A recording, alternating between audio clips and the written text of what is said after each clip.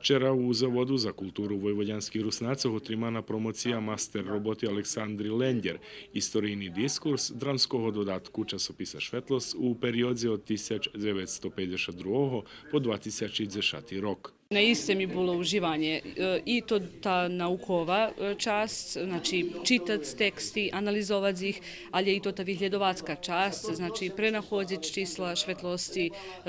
записовац цотушицко објавене, читац дејаки стаќи о тим же јак функционовала драмска творчост при руснацов пред 100 роки.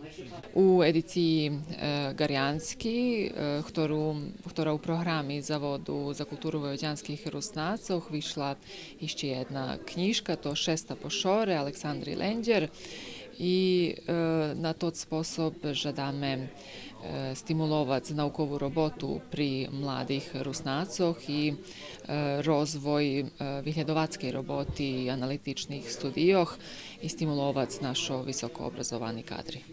По приавторки о јеј мастер работи беседувал и јеј ментор доктор Стеван Константинович, а од нашчивителјох јакше товари Словолјебо 2 о теми говорил и Ѓура Лаќак, длугорочни провадзач и актер у драмскеј дјелности руснацох.